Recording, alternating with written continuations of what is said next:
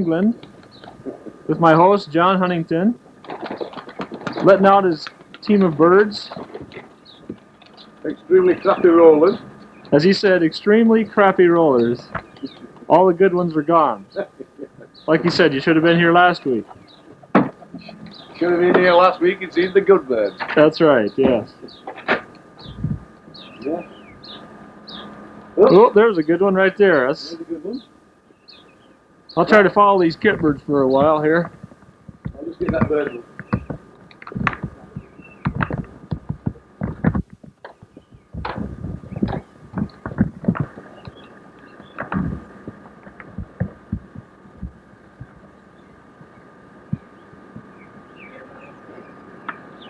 Yeah, I about fell on my butt there.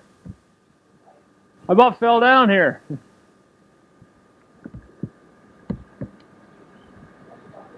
No, this weather over here is a lot different. It's cloudy most of the time, wind blowing. Today we've got calmness.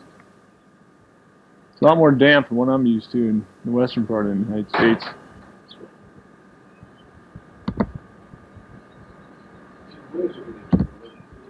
Yeah, I'm going to shut this off. There's a picture of one of John's kit loss. John, could I get you to open that kit door there so I could show them inside there? I shall have to get hold of these fantails, else they'll be up. Okay. They come out every second time. Okay. John uses fantails as droppers. One of them is called the whore, and what's the other one called, John? Prostitute. Prostitute and a whore. That's what he calls them. Yeah. Horse and prostitute. Okay. Oh, As you can see, the kit loss, they're just a couple bars across there for purchase. It's not full of fancy ones like you see in the States. Very basic and gets the job done. The idea of this box, the idea of the box designed like this was the first one I did. So the air couldn't go through there and come out here. I see. That was the idea. For ventilation purposes. Ventilation purposes. These, I did them in a different way, and they're totally wrong. You know, I did them on that way with air holes at the back. I see. You know, this loft is designed wrong. It should be the other way around, with slots at the bottom and open at the back. You know, this should be in the back. I see. He's got two kit boxes there, right? 1, 2, yeah. Yeah, okay. You hear that bird singing in the background? Is that mule? That's him. That's a canary and a European goldfinch, right? Yeah, that's pretty neat. Okay, just thought I'd take a minute to give you a view of out of John's backyard of the Yorkshire countryside, soccer field, football field as they call it. Very beautiful area, very green. I'm over here in the first week of February. It's green, so thought I'd give you a look of the area. Alright, so we're going to take a look inside of John's stock loft. Any comments, John, before we go in there? Yes. This is the home of the good guys. The home of the good guys. Yeah. Okay. Enter. Okay. Oh! The pigeons have been stolen. Fun. Right. Now I've got to tell you, gentlemen, some bastard stole my pigeons last night. Some dirty, stinking Englishmen. Don't ever come over here and stay. Fly pigeons. Hey, we're over here at the house of Pat Benton. I'll let him introduce himself to you. Yes, my name is Pat Benton. I come from Dewsbury, Yorkshire. I've had these up here 30 years, these rollers. Good. Yeah, they're in the air right now. I can Yes, contest they're to flying that. now. They're He's got a dog he calls Rambo. Let's take a look at Rambo. Here's Rambo. What kind of terrier you call that? the Border Lakeland cross. A Borden Lakeland Terrier. That's his burglar alarms, huh? That's it. Let's take a walk inside here. There's a double loft here, eh? Okay. Yeah, he's got this thing double locked. For thieves like John Huntington had at his house last night. We were quite shocked. This morning we were gonna film some of his stock birds. They opened the door and they were ripped off. Quite the deal. The Pat's got a really nice garden here. He's got his lofts packed in here really nice. Those are the stock lofts there, Rick. There's 9 pair in there. Just started. Now, they've just put them down yesterday. Ready for breeding. So you put them down? They're down yesterday. I always put them down about what? Beginning first week in February. Depends on the weather, see. But some bad weather this time. How many pairs do you, I mean, how many rounds do you try to get off each? 2. I generally breed 30 and finish then. Just finish up and then... then... Give them plenty of time. After June, they're no good. Do you fly your old birds then? Yes, I'm flying in the All England this time. Young and old bird. So they all go out? Yes. Okay. Just them stock birds never come out. You cannot replace them if you lose them. So you don't fly your stock birds? No. Okay. I understand some fellas do that. Yeah, but I don't. They're in there. They're good. You cannot replace them. That's like me. I figure once they're good enough to go in there, they don't come out. That's right, true. Yeah. Until I raise one better than them, okay? Well, can we open the doors and take a look at some of this? Stock loft. Okay, we're in here. We're looking at the stock loft here. Some birds. I'm going to walk inside. Okay, here's some of Pat's stock birds here. Boy, there's a beautiful bird there. You talking to me, Mo? No, the gentleman never showed me his loft, you see. So I know why not. Have a look at now. These are... what strain of these are you flying, Pat? These are all these nice little called Barry Shackleton. I don't know what strain they are. Barry Shackleton?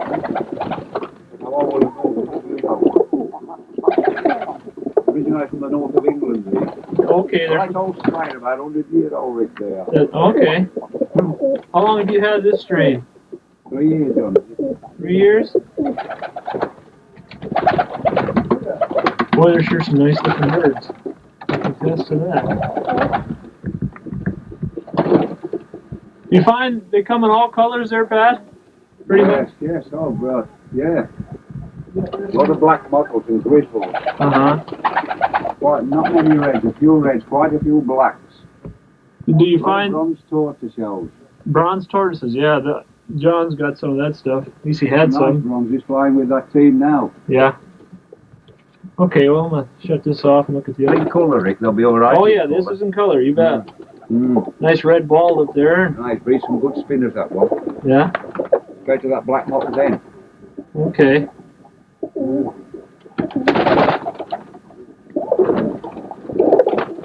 I was under the impression there was a lot more ball-headed patterns in English rollers. They'll be up and down, different strains. Yeah. You find that your black models and stuff seem to dominate this family you've got. Yes, tortoiseshells, yeah. Bronze tortoiseshells. Okay.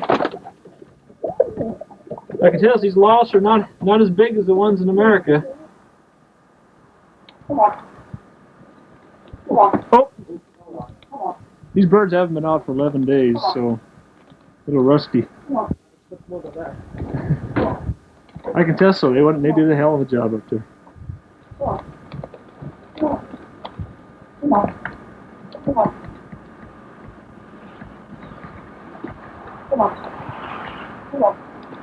Pat Benton's family of birds here we're looking at. His team. He had 25 up there he was flying. Got them all in.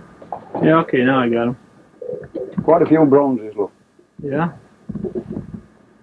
This kit went up and worked really well. They did a lot of breaking up there. In England, the chaps, they go more for kit performance, not so much individual champions. If the kit doesn't... They're a good working team, these. Yeah, good working team, you bet. Okay. You're right. Yep. No beauty in America. I am not dressed up. No. This is Pat's lovely wife. What? You look like You can't help it, can you? Yorkshire girl. Yeah. Well worth a cuddle. Yeah. well, I'm an old woman. Every good roller man has to have one of these. Everybody needs a good stockade. Okay. Yeah, a good stockade. All right. Thanks a lot. Okay, here we are, live at Bill O'Callahan's. Go ahead, Bill. Say hello to American fanciers and tell us a little bit about your setup and. There's not much I can tell you. I'm only a landman myself. How long you been into pigeons, Bill? 5 or 6 years. But it's a great hobby, isn't it? Like, it's a nice hobby. Oh yeah, it's nice to come over and see all these different fanciers in England and. Oh yeah. That's the way we all learn, isn't it? Like, we all learn a bit of something off everybody, I suppose.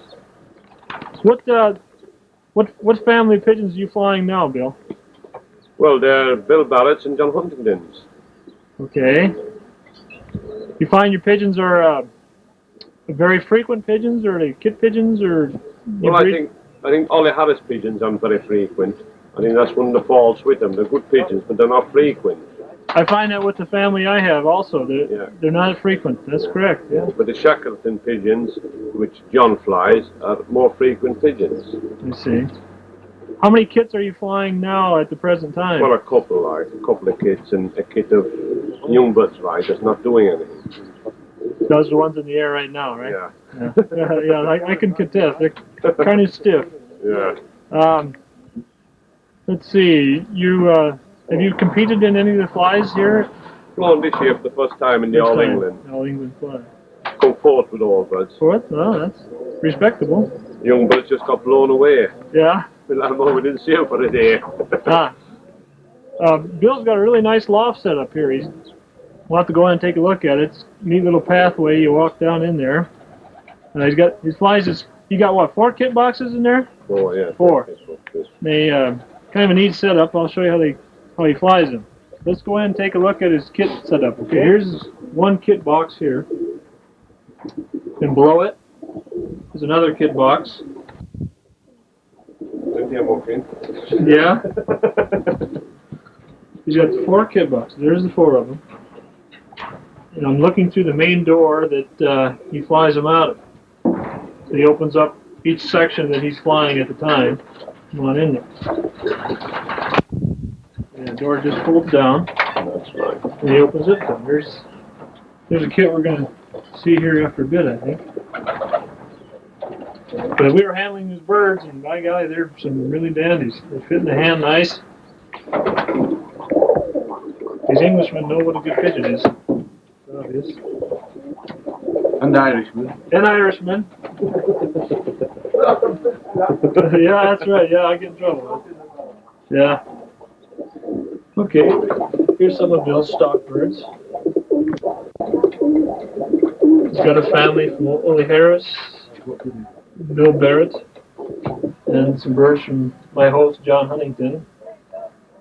That are a family from northern England, Shackleton. A very ancient family. A lot of bronzes and muffles, black muffles. I don't know what kind of feed it is. There's a high flyer he has, a Danzig high flyer. Not sure what that is. Ribbon tail. Ribbon tail. That's a ribbon Red tail. ribbon tail. Okay, that's what that is. Okay, we'll zoom down here. Look some more ducks and hens, I guess.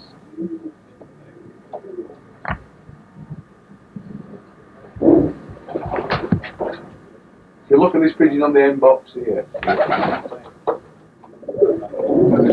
This pigeon is from Shackleton? Yeah. The fastest, deepest rollers you've seen? Yeah. Really is a superb pigeon. One pigeon I would really call a true champion. Okay, this is what John Huntington would call a true champion. He can do everything. In the air and on the ground, right?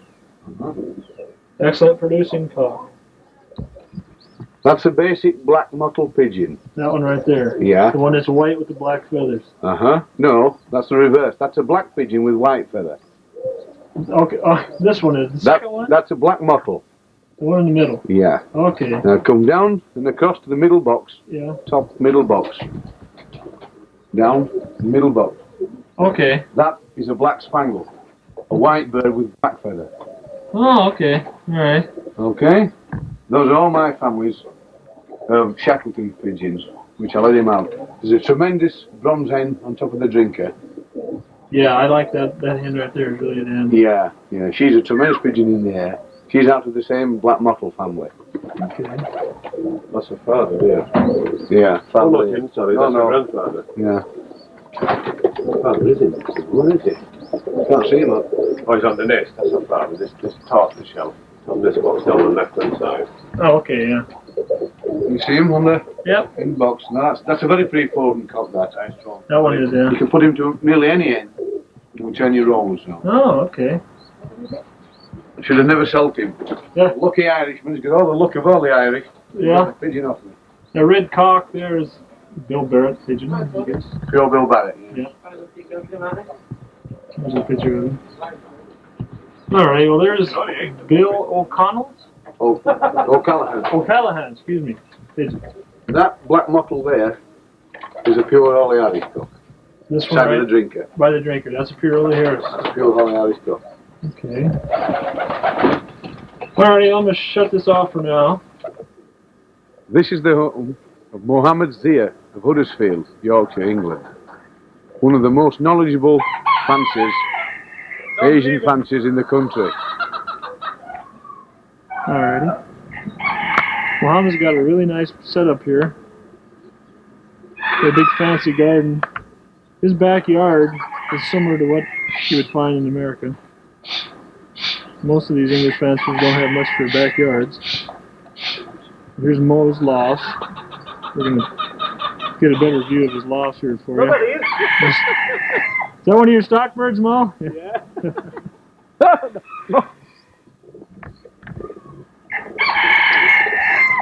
But Mo is, what's your occupation, Mo? I'm a manufacturing clothing.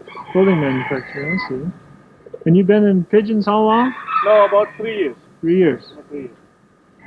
You think you're going to have rollers for a long time? Definitely. Definitely. This man is hooked. He's been going around with us. He definitely likes his pigeons. Definitely.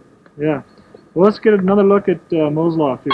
Okay, here's Mo's flying box. He's got 2 compartments there. Yeah, just 1 compartment. Excuse me. I should shut up and let Huntington talk.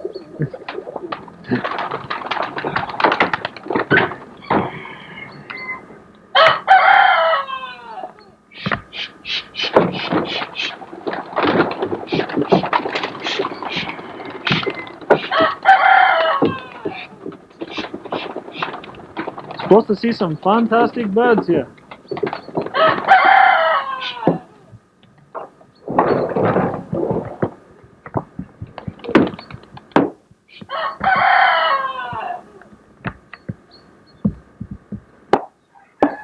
Oh, that was a nice spin.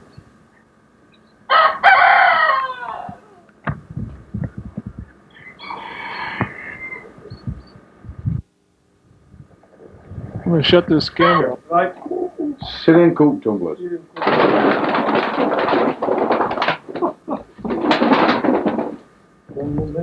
What?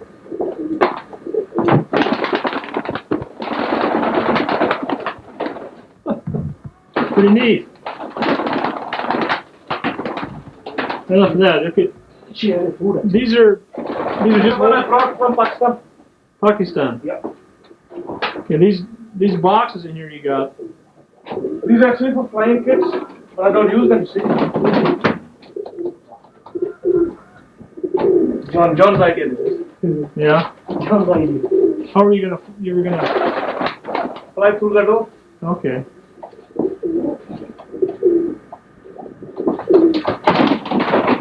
Alright, so much for the Syrian coop film. Here's Mo's breeding compartment. Pretty darn fancy. This building is made out of cinder block. That's a nice cock there. Want to tell us a little bit about him? Well, I brought that last year. Is that black cock you were talking about, John? Yes. Good pigeon, good roller. Yeah. He was bred out of some pure black country stuff, man. He came from a man, Talk a little louder. Bill, Something. Was it in? Billy Hirons in Tipton in Staffordshire. Oh, okay.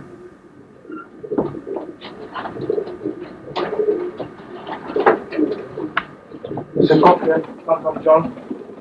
It's a Huntington cock, huh? Yeah. Really good. Really classy pigeon. Comes with a depth of about 3 yards, 4 yards almost. And varies the speed of roll. Oh, Real quality pigeon. And from Bob Brown. that ball's from Bob Brown. Yeah, black ball, Bob Brown.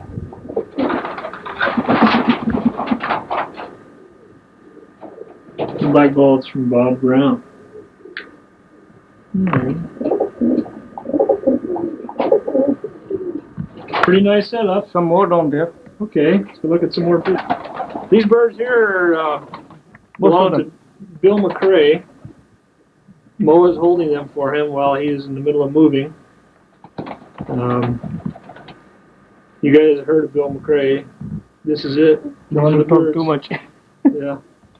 Hopefully we'll get a chance to put Bill on film here. But anyway, that's Bill McRae's pigeons. Zoom in a couple of them there. Don't know who's a who. I'm sure there's some band numbers that people have heard about in there. The black cock there.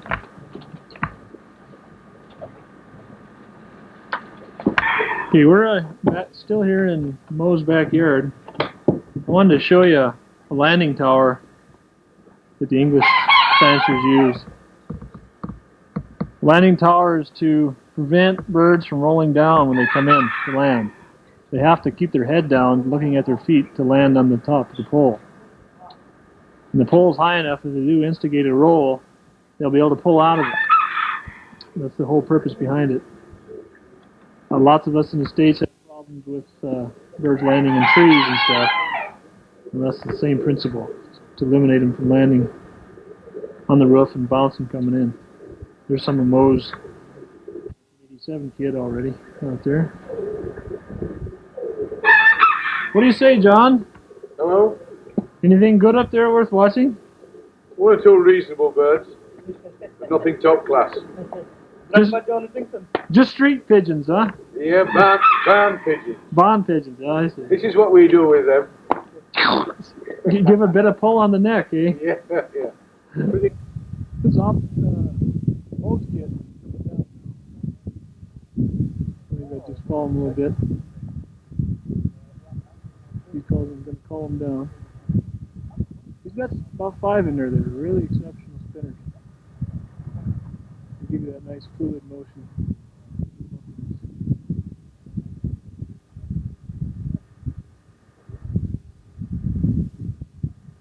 I'd film a bit as they come down.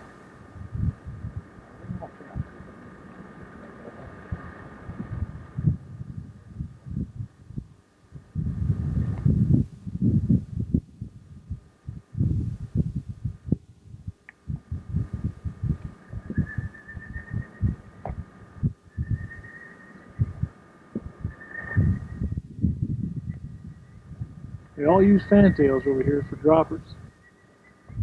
It's crucial. Let me come on over, Mo. Get to look at some of these birds on the ground picking around.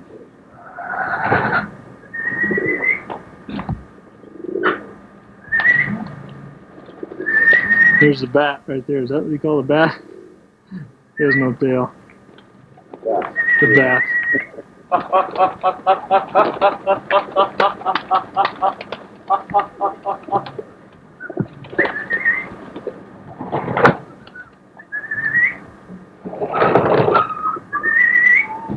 You feed on a tray there, and then you just throw your feet on the tray. Yeah. I'm still waiting for them to come.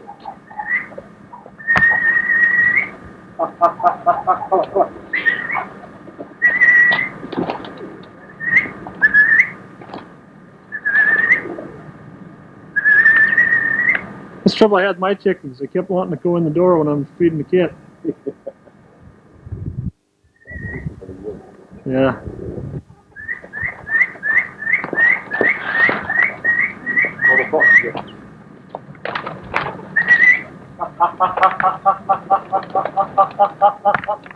I'm finding out that the English rollers are a lot smaller than the American birds as a whole. That fella, Pat Benton, earlier in the film, his birds, I've never felt pigeons that small. He's got some birds in there that are the size of ringneck doves. It's no exaggeration, they're tiny. You can shave your face with their keels. Got them in good shape.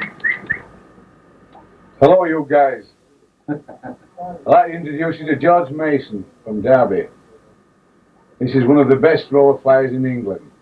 He's got some sensational birds and won some sensational trophies. Would you like to see here? These are just some of them. I can attest to that. Yeah. We came to George's house today to see some fine rollers, and he put up a kit of 2 kits, I guess, of old birds that have been fattened up for the stock. But they did as good a show as I've seen in the States. Just to give you an idea, guys. So, what are some of your comments that you want to make about say kit flying in England as compared to United States? Good beer in that pub, isn't it? Yeah, that's right. We just came from a pub, guys. I had a shandy, which is a soda pop, and then I had some sherry, and the sherry evidently is working on my lips here. But what I saw of the pigeons in Canada when I was there in Toronto, and we went from Toronto down into Buffalo and saw Ron Cumrose pigeons, which were no English pigeons in them at all. And a friend of Ron Cumrose, I forget his name now, he flew a sensational kit of pigeons. They were as good as anything in England. Abdul flew some fantastic pigeons, and if Abdul lived in England, he'd be winning with the pigeons in England. They were that good. They were all English pigeons. But after saying that, I couldn't honestly see the sense in people coming from America to buy pigeons in England. So I think the American pigeons, from what I saw, the few American pigeons I did see there, were equally as good as what we've got in England. They've just got to be selective for the pigeons that they've got. But they've got the pigeons in America and Canada without fetching pigeons out of England. That's my own opinion of it. Okay, yeah, George, one thing I'm finding out while being over here is that I am really ignorant on proper kit flying and proper training of pigeons. You fly tipplers also, right? Yes. And what are some of the times you tipplers have flown? And the trophies here, the silver cups here are all tippler trophies. The shields are all for rollers. But these, I must state, are not national trophies. These are club trophies for the Derby Tippler and Roller Club. The Derby Tippler and Roller Club has been going since 1914. This big cup here has been flown, apart from during the war, has been flown since 1914. And the record for tipplers at the moment, the world record, is held by a man in Manchester, George Pilot, and he's flown tipplers 20 hours 47 minutes, and that's the world record. I've been flying tipplers about 7 years now, and in 1983 or 4, I flew 5 sister hens on the long day fly, 19 hours 35 minutes, which, although I say it myself, is quite an achievement to fly 5 over 19 hours. Once you get over 18 hours with tipplers, you've put in a lot of work in. Your pigeons have got to be good, but you've got to put a lot of work into doing 19 hours. You've got to live with them. You have with your rollers. If you want to win with rollers, you've got to put a lot of work in them. You can have the best rollers in the world, and if you don't put the work in with them, they'll do no good with them. But anybody that knows anything about pigeons knows that anyway. well, But these silver trophies here are all tipplers. The shields are for the rollers, and that's in the Derby Club. Yeah. And at the moment, the Derby Club's only just getting going with Birmingham rollers. But we have got some good members coming up that are doing well. I mean, there's more trophies than that. I didn't win all the trophies, although it looks like I have, but I didn't. There was a lot more trophies, some good flyers in Derby. One thing I've noticed, you guys really are keen on the different types of grains to feed birds at certain times of conditioning for getting ready for competitions. For all competition. For all competition, yeah. Well, in my opinion, with tipplers, you fly the tipplers in low condition. You feed them on barley in training, and you do 4 to 5 hours every other day in training with your tipplers on barley. And that keeps them low in condition, so you can control them. About a week before the competition, you start building them up with peas and seed and tonics, ready for the competition, for the flying. And in my opinion, do the reverse with rollers. You want your rollers in tip-top condition. You want them flying really well, tight as a kit, and really going strong. And then a week before the fly, you start cutting them down on the corn. Now the corn, you mean the grain, the feed? Yeah, the feed. You don't want to be feeding them on peas and maize and stuff like that. They want to be cut down so that you're flying them on.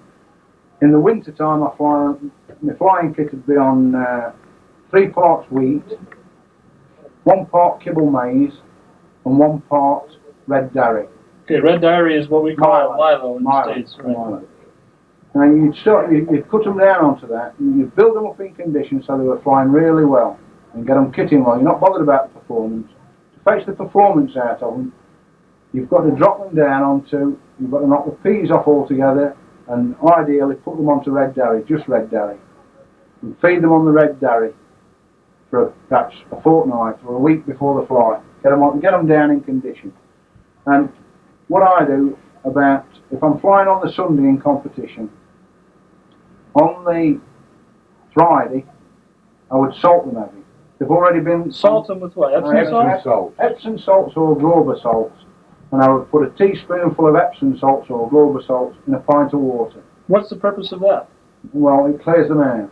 Just... It cleans them out altogether. It actually scours them. It's like you having diarrhea. When you go on salts, it's like you having diarrhea. Okay. It strips them down. They've now been on that red dairy for perhaps a fortnight before the competition. If they start flying for only 20 minutes, you've got to either give them a bit of wheat, you've got to build them back up a bit. It's a very fine line to fly on competition day. It's a very fine line as to what you're feeding. You've got to get your feeding dead right, and you don't get it right every time. But how much dairy would you give each bird, George? Well, I would put mine about a week before the fly, just on red dairy, on my but how much to each bird? A cropful? No. Once a day? No. Spoonful? I would give them roughly 3 teaspoons full per bird. Teaspoons. Teaspoons, yeah. Of Milo. Of Milo. You would strictly keep to them measurements. You wouldn't go over. Well, I've got to give you some sort of measurement. Yeah, right. I don't measure it anymore. I mean, I don't know how I feed them. I can't tell you exactly, but roughly 3 teaspoons full. What time do you feed your birds? Just one time, right, at night? Or do you feed during the morning, or when do you feed? Well, the time that you feed them depends on what time you're down to fly. If you're down to fly first thing in the morning, it's no good feeding. If you normally feed when you come home from work, if you come home from work at 5 o'clock and you fly your pigeons at 5 o'clock and get them in at 6 o'clock and feed them at 6, and you're flying at 10 o'clock the next morning, it's no good feeding them at 6. But we always know beforehand what time we're flying, and we perhaps know a month before. So if you're down to fly at 10 o'clock in the morning, you've got to start altering your feeds a month before. It's no good altering it 3 days before. I think what Rick actually means by that question is that during the training of young rollers, would you feed your birds immediately after the fly, or would you have a set feeding time at evening when you've done all your flying? No. Ideally, if the time allows, they don't want feeding, obviously, as soon as they come in. They could do with an hour, at least an hour, because, especially with young birds. Old birds are a bit different, but with young birds, if you feed the young birds straight away when they come in, they're going to get used to being fed, and obviously you're letting them out fairly hungry, else you won't get them back in. That's right. So if you feed them as soon as they come in, they get used to that. So they end up doing 10 minutes, because they know as soon as they're up, they're going to be fed. Exactly. So if time allows, and it don't always, I mean, there's times when you've got to feed them as soon as they come in. If you're going out of them, you've got to feed them. Yeah. So you can't keep to a strict... Well, I do, personally. I do myself. During the training of young birds, I will not feed my birds until 10 o'clock at night. I have electricity on, and I put the lights on and feed my birds then. Because, like George says, if you train your birds and feed them after a fly, the flying time gets shorter and shorter until they'll only fly about 10 minutes and come down and expect to be fed. That's the reason why I brought this question up. Yeah, okay. You know, not every guy's the same. No, see, the thing is, the pub don't shut till about 11. So the pub's right, Come back from the pub and feed them at 10 and I don't drink, you guys, I don't drink. No, I can contest. John Huntington doesn't drink any alcoholic beverages. Pigeons and sex, great. Alcohol, no. Okay. Now, I think you've got to definitely get your pigeons, the lower they are in condition on fly day, the more performance you're going to get out of them. How can you tell when you've gone too lean on them? If you've got them too low, Your performance deteriorates. not only that, if you've got them too low in condition, they're not going to fly 20 minutes. In competition, they've got to fly for 20 minutes. And if you've took them too low in condition, they're not going to do 20 minutes. So, coming up to the fly, if you find that your birds aren't doing 20 minutes, then obviously, instead of keeping them on just Milo, you've got to give them wheat as well. Or Okay. give them something, give them a handful of maple peas, anything to build them What up. would you consider an ideal training time for a team of young rollers? Team of young rollers want turning out as early as you can in the morning. No. First Length thing- of duration of fly. Duration of flying, I would say 3/4 of an hour. Okay, 45 minutes. Yeah, but I would say that a young bird team is entirely different to an old bird team. A young bird team, if you're at home all day, if you're unfortunate enough to be out of work or retired like Bob Brown and Bill Bart's all the time in the world, I mean, you can fly your young rollers 3 times a day. Yeah. And if you can fly young rollers 3 times a day, you'll bring the roll out of them quicker than a kit that's only been out once a day. You'll sort them out quicker. Would you condemn a pigeon that doesn't kit, that flies below the team? Would you cull that pigeon? Or if it flew above the team, would you leave it alone? And leave it alone if it flew above the team, it wouldn't matter. If it flew below the team, Well, if it flew below the team and it was dropping early, then it would be no use. You'd have to take it out. Otherwise, it's going to bring another one with it. Before you know where you are, all the team's dropping out. Okay. would you consider teams that continually split? What would you do in the circumstances like that? You can get some different stock. Get some different stock. That's a good comment. All right. Yeah. Good with the job. Well, I know that, yeah, but I'm just trying to read some questions in for these guys. Yeah. You've got to judge the biggest team if you're judging, but obviously you want 20 pigeons together. Yeah, but if The you first thing a Birmingham roller's got to be is a good kit pigeon. It's no good it being a brilliant roller if it can't fly with a kit, is it? What would you consider the most important bird in a team? Front pigeon. The front pigeon. The front pigeon. A lead pigeon. The lead pigeon. The only thing is, there's only Bill Bart and Bob Brown that I've met that can pick the lead pigeon out, so I can't pick it out. That's right. Lead I've got a pigeons. different lead pigeon every time. Yeah. But they can come and pick it out. They can Would you consider a lead pigeon that works from the front a better pigeon? It's got to be. Yeah. He's talking about leading a pigeon that leads the team into work. Okay. You know, this is What you want is a front pigeon that's consistent. A front pigeon that'll roll 1 a minute. If you can get a front pigeon that'll roll 1 a minute, provided the other 19 in the kit are good rollers, that front pigeon, every time that goes, it'll knock them over. It's like skittles. But if you've got a kit of pigeons that the working pigeons are rolling at the back of the kit all the time, you're never going to score no points, are you? Would you consider, what would you consider an ideal depth in your situation as a roller? The ideal depth. The ideal depth for you? Can't be too deep. You can't be too deep for Can't be you. too deep. As long as it don't roll down. Yeah. If it's a safe roller, it can't be too deep. The deeper, the better. But the main thing is the speed that it's rolling at.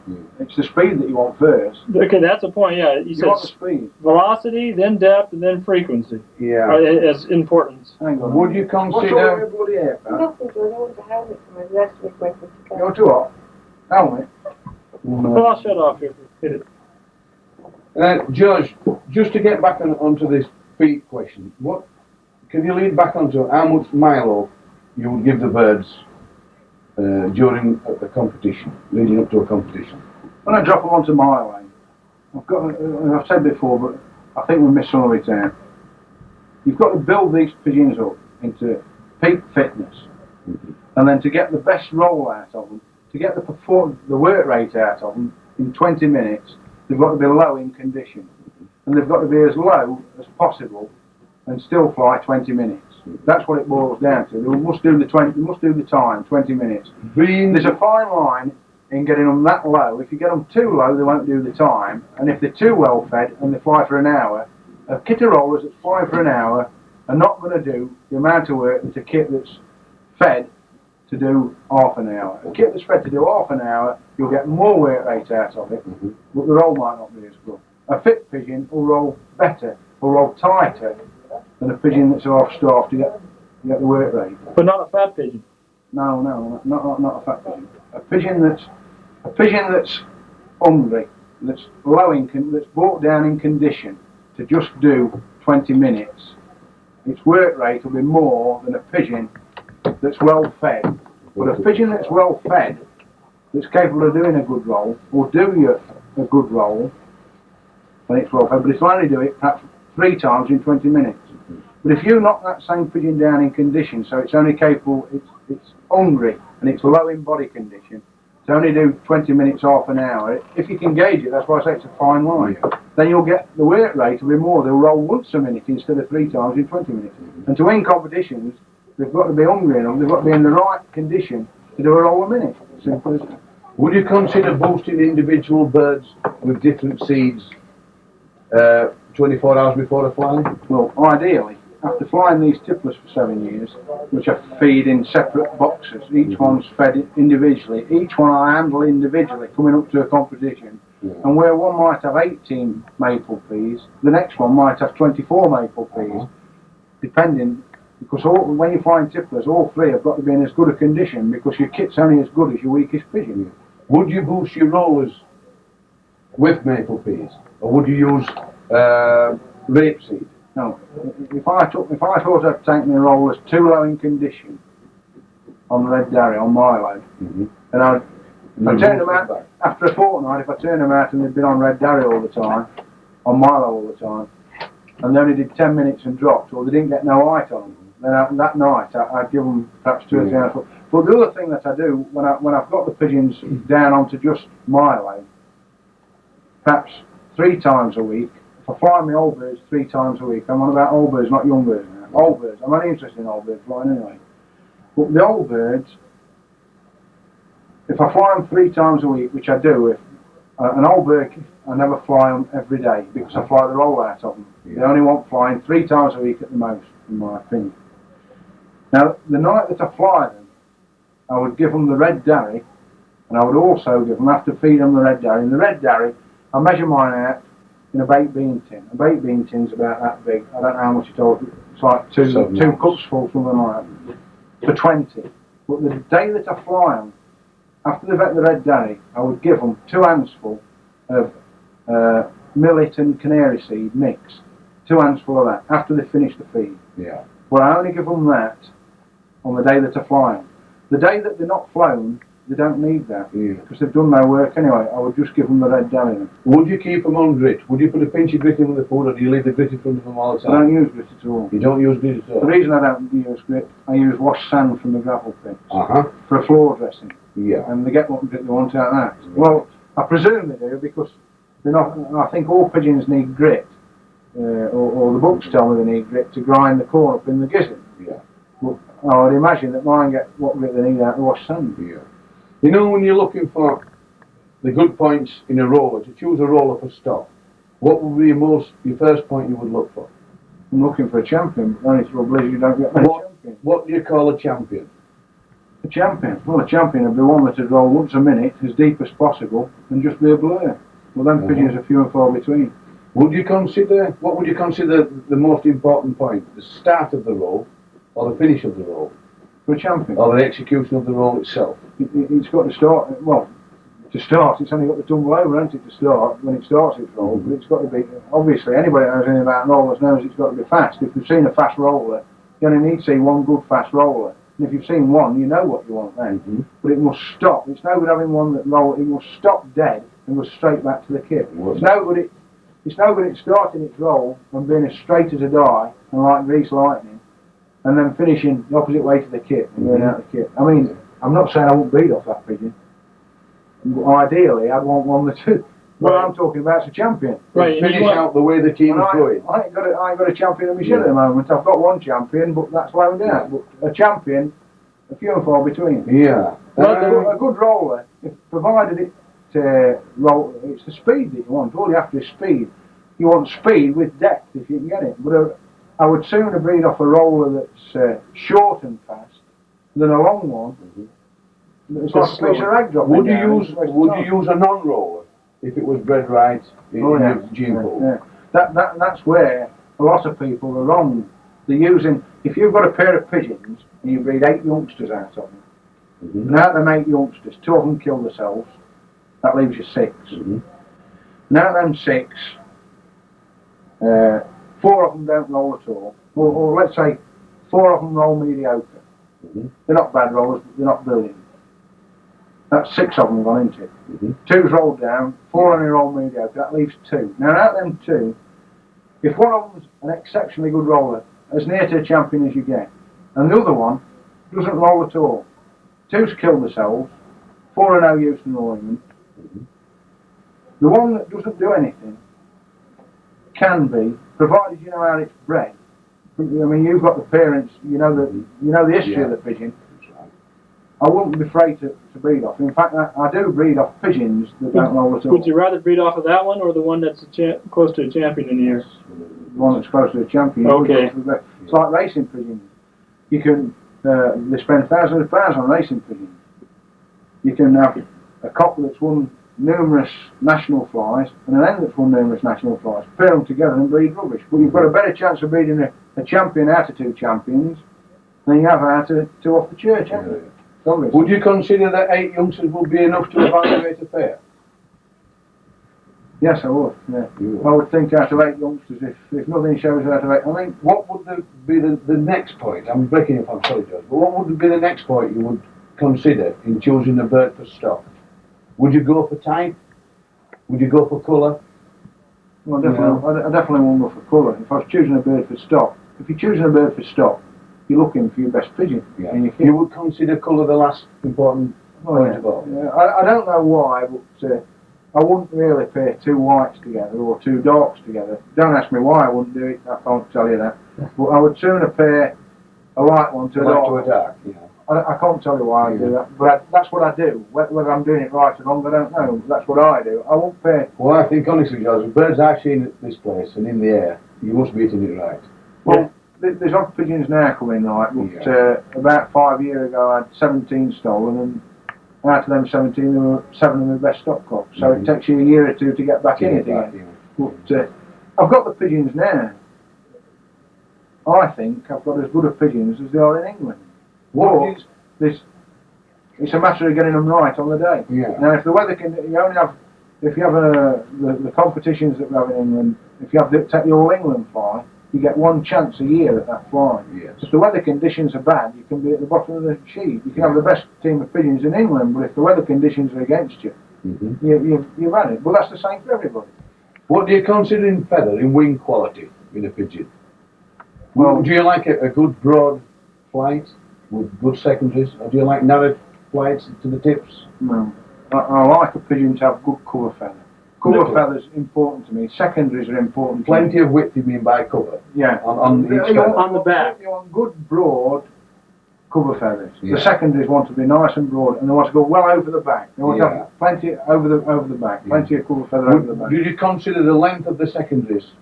Would you like them a little longer, you know, to stick through, so that you've got a fuller wing, you've got a full arc? Or would you like it to show a dip? Like racers like a dip. Yes. John, to be honest, I've never really gone into it. I know. Well, see, on your in my back. mind, I know what a good roller should be like, but it's hard to tell you what it should be like. I can show you pigeons that are good, and all I can tell you, if you go to a lot and they've got a family of pigeons, they should like peas in a pod. The ends should all be the same. The cocks should all look the same. Yeah. I would prefer, going back to size, I would prefer to have a cock that's real quality, that's on the small side rather than the big side, because I think the bigger they are, a big roller, if it's got everything else with it to carry the size, can roll just as good as a small one. Yeah. But I do like to have a small cock, because I find that the bigger they are, especially the cocks, the bigger they are, the more seldom they are. That's true, If you get them too small, then you've got trouble. You get off the roll downs. Well, anybody that ain't got roll downs ain't got rollers anyway. What would you consider in high qualities? You know, would you say that an orange-eyed bird would be more superior to a gravel-eyed pigeon or a bull-eyed pigeon? Would you like a lot of bull-eyed pigeons in your lot? Well, I'm not bothered what colour eyes they are, as long as they roll. Obviously, when you get on about the colour of the eyes, a bull-eyed pigeon would never win in a show pen. You're going on to show qualities with the eyes. I mean, I know Bill Barrett don't like to have, if somebody's starting up with rollers and they go to Bill's very benevolent, and he'll set them up with pigeons, and mostly they'll be bull-eyed pigeons, because Bill don't like bull-eyed pigeons. Personally, I don't care what colour eyes they are, as long as it's only the performance I'm interested in, not the eyes. It'd be nice to see all clear-eyed pigeons. Yeah. Well, with regards to pairing an orange eye to a gravel eye, I've never gone into it. No. I've read a lot of books on eye sign, and I have been in the company of the best eye sign man in England. In fact, I've shown the racing pigeon under him, and I spoke to him about eye sign in Birmingham, in other pigeons other than racing pigeons. This man, his name is Bill Carney, and he's recognised as the best eye sign man in England now, and he is brilliant at it, without a doubt. And I was speaking to him some months ago, and I asked him about, I asked him if he'd ever looked into the eyes of Birmingham rollers or tipplers. He says, yes, I have with tipplers. He says, and at this time of the night I was talking to him, I'd been drinking all night, and he had been on the stage all night doing a lecture like, and I was 3 parts cooked. What he said was, you want to keep the gravel eyes together. Keep them gravel eyes together with your tipplers. But I didn't have enough time with him. I would like to have taken, he actually charges £100 a time there to go around racing lofts all through England and sort their pigeons out just on the eyes. He charges, he's made a business of it, but he's brilliant at it. And I would like to get him here. I would willingly give him £100 to come and go through the eyes on mine. Yeah, what's this guy's name again? Bill Carney. Bill Carney. He actually goes around the racing lofts in England and charges £100 a time to sort their pigeons out. He'll go through the pigeons and he'll tell them to kill them and pair that to that, and I'd like to do it with rollers. Well, just because all pigeons have got eyes on it. George, I just think we're just going a little bit away from it, if you don't mind. No, Would you consider the expression in the eye an important thing in picking a good quality roller for the stock? expression in the eye. Yeah. Well, I don't think the expression You know, you in can the have eye some alone. birds that have a wild look. Would you consider that good, or would you like a you know, like a mild look? You can get some pigeons.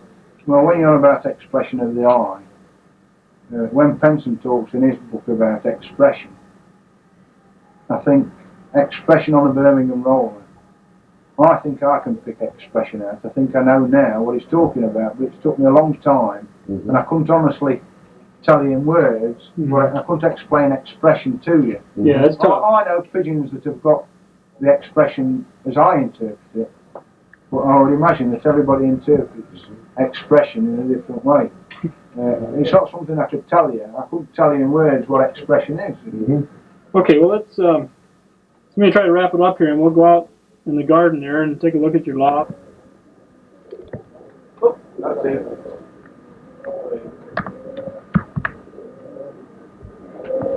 These are George Mason's kit, one of his kit. These are all young, you said, George? All yearlings, last year's, huh?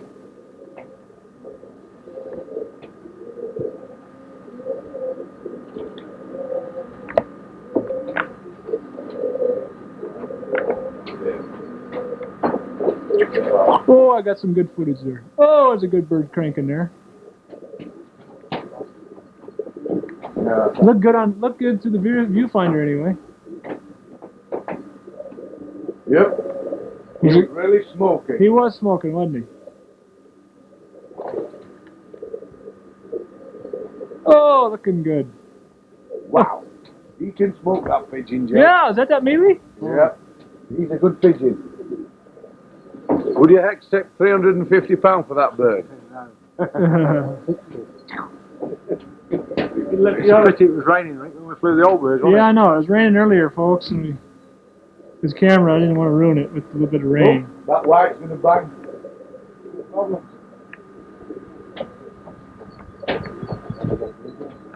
I won't bore you with too much filming of the birds in the air. It's hard to see quality and stuff. I just want to let you see you've seen George Mason's young bird kit anyway. Last year, well, 86 youngsters.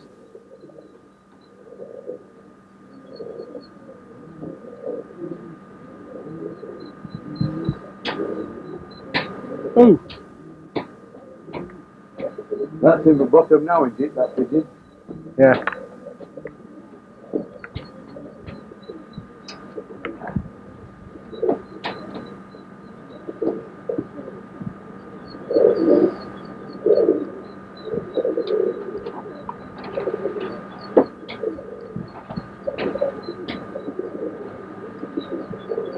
how many's in that kit, George? 26. 26. I should say there's about 5 or 6 that are looking promising. Yeah. So I'm gonna cut this. Rolling, gentlemen. I just figured I'd take a moment to show you George Mason's garden, as they call it. We call him backyard. His loft set up. Let's go ahead and point out to which is which, George, as far as your kit lofts and your breeding lofts. And That's the breeding section at that end. this end over here is the breeding section. They're the breeding section. These are the fly sections. That's for a kit of 20. Sometimes a few more. Well, what's the dimensions of that one about? This one's 6 foot long by 4 foot wide, and there's about 35 perches in it. But I normally fly about 24 out of there. Okay. These are the flying boxes. Yeah, I'm gonna zoom in here. The flying old birds out of 2 old bird teams. At the moment I've separated them with cocks from the ends, so these are all cocks in the top. I think there's about 20, 21. They're the cocks. Yeah. I keep them darkened off all the time. On the day that I fly them at the night time. I leave the doors open, so the following day they've got a 3-day on the floor with a bath. And then the day after I fly this kit, these are all ends at the moment in the bottom. Okay. Normally keep about 21 in a kit. You don't fly those big kits too much. Don't fly big kits at all now, only. The only reason there's about 27 young birds flying now is because space makes it so I've got to fly that many. Yeah. Otherwise I'd have too many kits to fly. So I have to shove them all together. So there's 26 young birds in that kit. There's another 20 in the pen behind you. 20 Yeah. of the last kit of young Take birds. a swing around here. This is actually a fowl pen. But I Right. find that the young bird kit this year, this is the first time I've flown any out of here.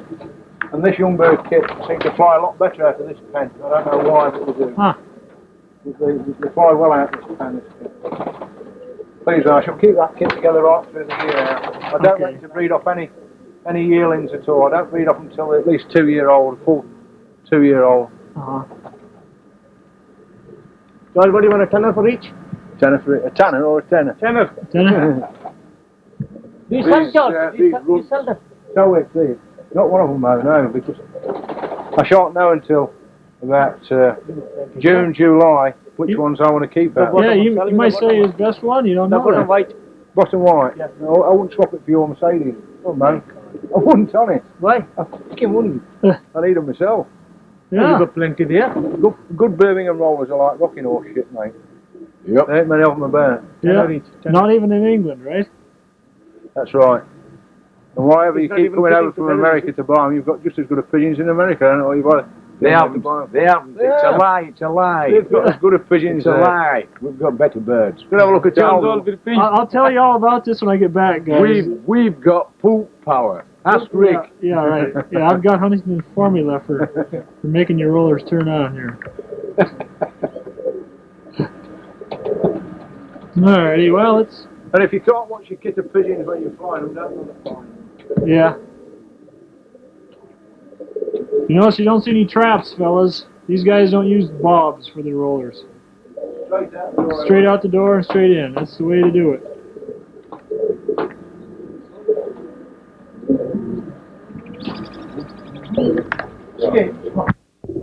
You right? Yeah, go ahead and talk. Rick's doing this specially for me as a favour. I let Don Hastings from Texas have a pair of youngsters last year, and I think Don will probably get a copy of this film. And I would like Don to know that that's the pair of pigeons that he had the 2 youngsters out of. That's all I wanted Rick to film it for, so that Don could see on film the pair of pigeons, and they are, without doubt, the best pair of pigeons in my loft, producing rollers. And Don Hastings took 2 youngsters back off them. Here we are. In Bill Barrett's backyard.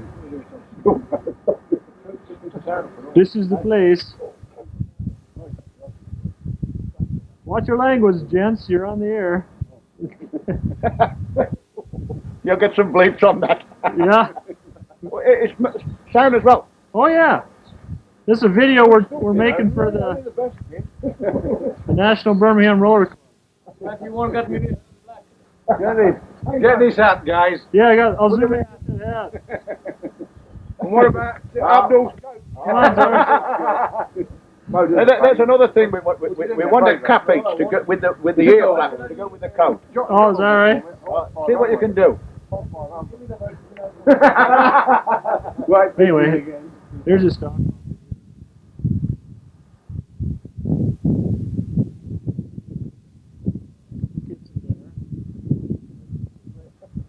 There's another kit loft there. Kid on that side. Kid on that side. He's going to fly his over kit for us here in a bit. So hopefully we'll see some really smoke. We gonna see something in the air when you fly your old birds, Bill? You gonna say what? We're gonna see some smokers up there when you fly your old birds. Hopefully they'll burn themselves up, but we'll have to wait and see. Put some asbestos wings on them, huh? Yeah, That's what we like. Anyway, I'll cut for now. The next thing you'll see is an old bird kit going. This is the kit Bill was flying earlier. It's his latest young bird kit from last year, '86. He's gonna get them in. Pick out that.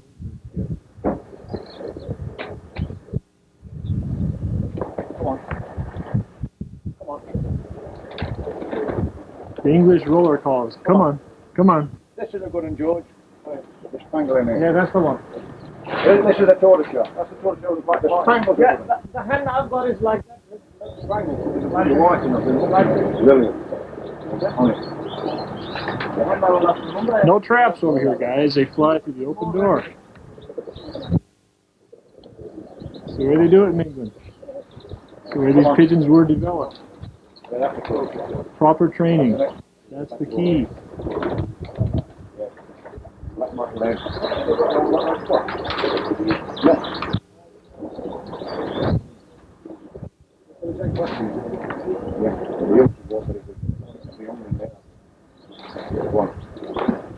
Come on, mate.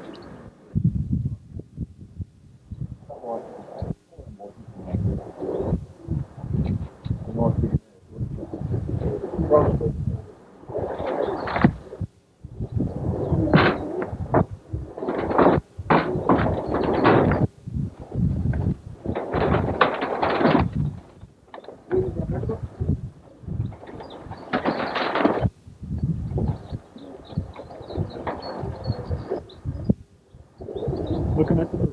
Yeah. What are you going to let out now, Bill? Get a 60 old birds. 60 old birds. Okay. All old birds, 60. 60 of them. Okay, guys.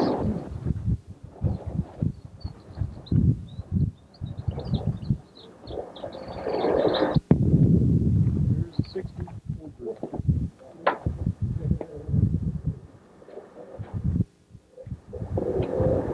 Well, it's going to rain rolls.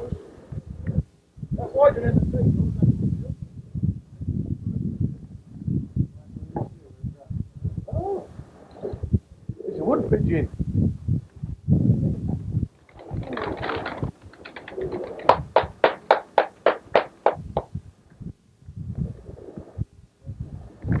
Whee! Boy.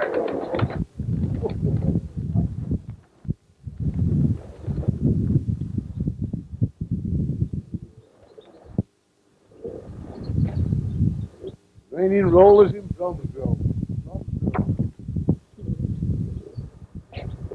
Bill birds. Old birds.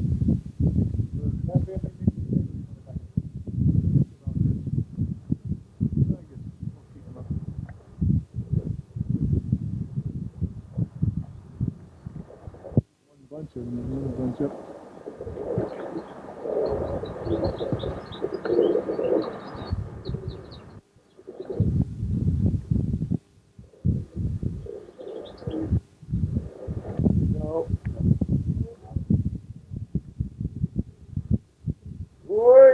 Oh, nice. Boy.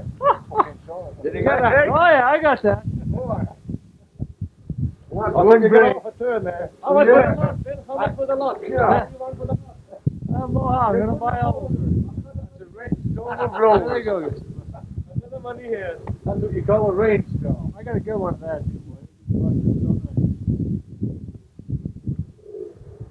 Oh, boy, that was real. Yeah. See them? Them tea leaves. Steve, that was a back they were taking. Yeah. Wonder how many guys in the States can throw out 60 old birds? Not many. Not many. There's not many in this country that call 60 old birds. Yeah. No. 10 years old, you know. 10 years old. Well, the one or two in that range.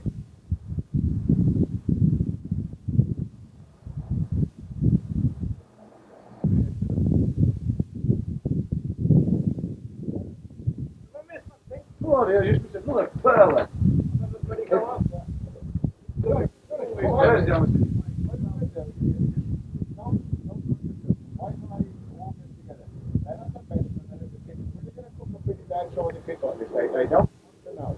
When they're all together, and then they ease up, you can tell when they're going to come. Yeah, the switch on doesn't work that fast though. It's got to be rolling. Really get it on now then. You've got to get it down. Yeah, there we go. Oop. Whee! Boy, the street dog. Nobody wants to see. Look at that. Oh, but if I'm going to pick 6 pair out of them to send to start up. Oh, well, because I wouldn't want to send anything but over you. Can't you do less than that? I don't. In England, you got £150 in England? Yeah. I don't want to sell. Last week I had 4 from Adelaide, 1 from Victoria, one from San Bernardino in California. I don't know if I got it or not. I clicked the button. You know they call A skein of geese. A skein of geese. Called Charm of Limits. Charm of Goldfish. Charm of Goldfish. The rainstorm of rollers. A rainstorm.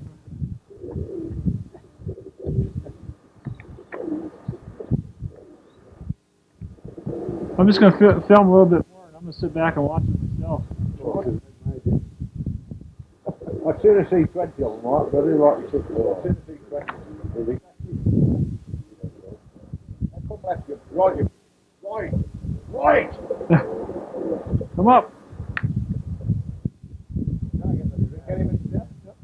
Nope. Ah, I don't want to put that up.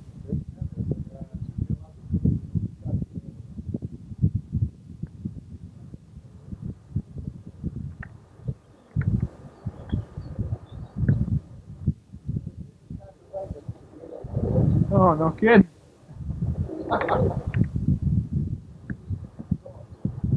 Come round.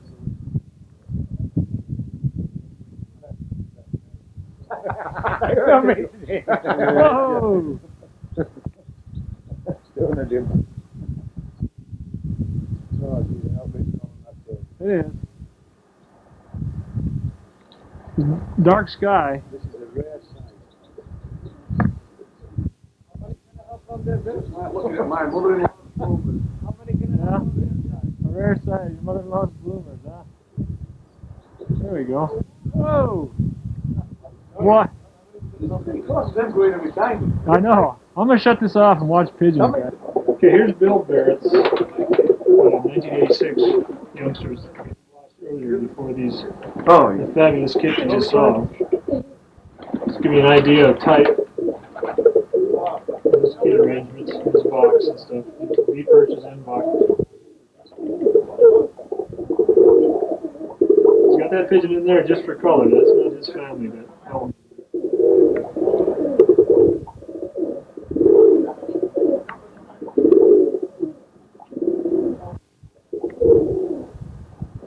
Red Checker did some good ones. I watched him go up there a couple times. Yeah, here we are in Bill Barrett's house, and here's some of his trophies he's got. John's going to tell you what we have here. this is the Collington Shield. It's an annual winner for the best kit fly in the Midland Roller Pigeon Club. What year was that? It's held annually every year. Oh, I see. And so he's the holder of it this year. The first one on here is Bill Barrett, 1971. I see. Right. What are some of the other names on there? Well, there's Alison Reeves, that'll be a combination. And A. Cooper, Bob Brown, 1974, A. Cooper again, 75, Bill Barrett, 76, John Lenihan, 1977, Graham Dexter, that's in 78, Doug Skidmore, 79, Ron Adams, 1980, Bill Barrett again, John Limbert again, Parrymore, it was Parrymore, is that 1983, Bill again in 84, Bill again in 85. Thank you very much, Bill. And that's and then Bill this year. This one, this big trophy, is the WRV floating trophy for the 10 bird nomination flag. For the best 10 birds. For quality. For quality, yeah. I think you'll find that big cup there is the South African cup for the young bird, for the aggregate in the All England. I don't know, just said I was just reading what it said on it. The aggregate cup for the All England, for the aggregate for the young bird and old bird added together. The one with the highest aggregate wins that cup in the All England. That's why it's aggregate cup from South Africa. That one. Oh, is it? South African. Okay. Here's just some more of his trophies. We're inside here warming up a little bit. Gonna have a bit of tea. Spot of tea, is that what you call it, John? Drop of tea. A drop of tea. So, there's a nice trophy here. Presented by from your friends at the Toronto Flying Roller Club. Toronto Roller Flying Club, huh? So that's what. Okay. I get a picture of that clock that Abdul had made for him. Done properly, isn't it? Yeah. This is a clock that Bill received when he was from some Toronto fanciers, Abdul, Awazadeh, and Luke. What's Luke's last name? Luke, he works at he's an airport, works at the airport, right? Luke Muhammad. Luke Muhammad. No. Look at this pigeon, Mohammed. It's pretty, it's leather. It's a leather face. Tricalis. Luke Tricalis is the one. Yeah. Toronto. Beautiful. I'm gonna have to find out the artist and commission one for myself. That's really nice. But when Bill die, we will take that. That's a letter, that is. Yeah. When Bill die. That's the only thing Mason wants off of Bill when he dies. Bill, let's get to this hypothetical question about the hole in the roller as it rolls. What is your opinion of the hole in a roller? The hole itself is no more than an optical illusion. A great deal has been said and written about this hole in the middle. It gives the impression that there might be a hole when you're looking at a pigeon. But bear in mind that more often than not, the pigeon's not flying in a correct position to view it sideways anyway, to see the hole in the middle, and the hole in the middle is no more than an optical illusion. Taking into consideration, you're talking about a revolving ball that's moving faster on the outside than it is on the centre. This in effect gives you an illusion that there's a hole there, but it doesn't exist. And when you look at the structure of a pigeon, you ask yourself a question: how can this pigeon roll itself up and leave a space in the middle for what you call a hole? It's impossible. It doesn't exist. Thank you very much. That really cleared up some good stuff. That's of course some bleeding argument. Yes, it was. For the benefit of you people that's looking in at the particular moment, you probably find this a load of bull. You probably think, well, that is a load of bull. I find he was going to have some. Come on, Joe. It's Joe, yeah. I'll bend his fucking club for you. I'm going to make you want to tell him. Yeah, the tally's out there, honey. You didn't watch yourself. This is that kid that Bill was playing.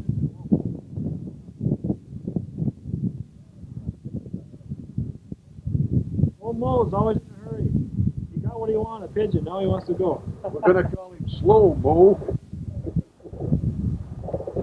I think he's looking to get to Hollywood. Hollywood, yeah. Trying to get on the phone.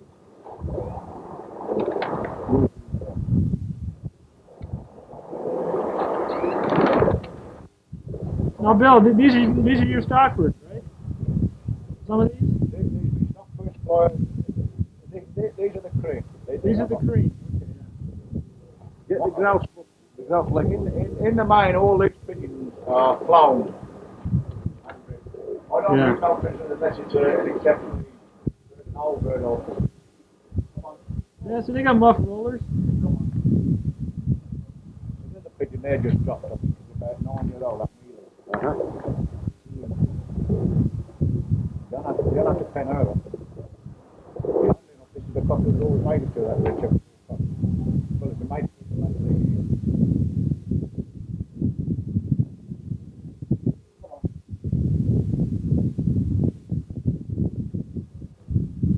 I get a lot of red checks. My family is That's the mother of that pigeon.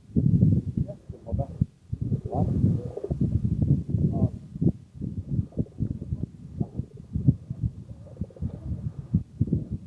That bad boy.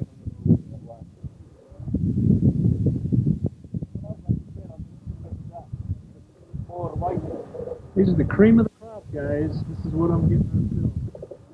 Look at the type, structure, everything.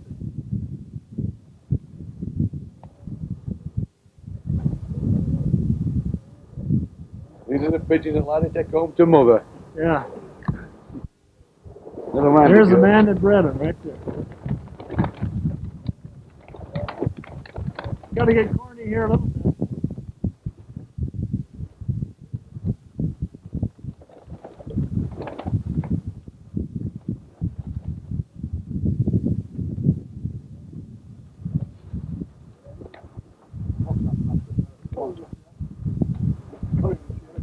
Is that the English roller call? Come on.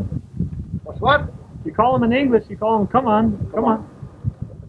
It's the food is in the floor that attracts them up more. Yeah.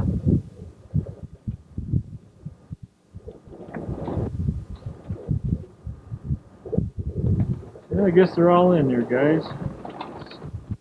Over here we got some.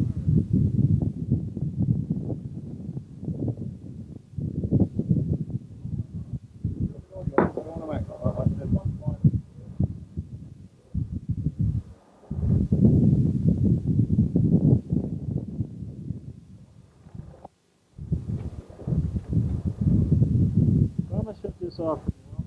Next place you probably see is Bob Brown. Well, gentlemen, this photograph, or painting, was presented to me by the All England Roller Club for 19 years service as chairman of the All England Roller Club. Other trophies that you see here, I've won for All England Roller Club, first, second. I've never been much out of third, usually first or second. And the other club that I fly in, the Midland Roller Pigeon Club, is another fantastic club where it combines all of the Midlands. Now, other trophies I've won from the Midland Roller Pigeon Club. Even last year, with the Midland Roller Pigeon Club, I had the first in the old bird, first in the second in the young bird, and second in the national trophy. But generally speaking, I always put a good team of pigeons up in competition.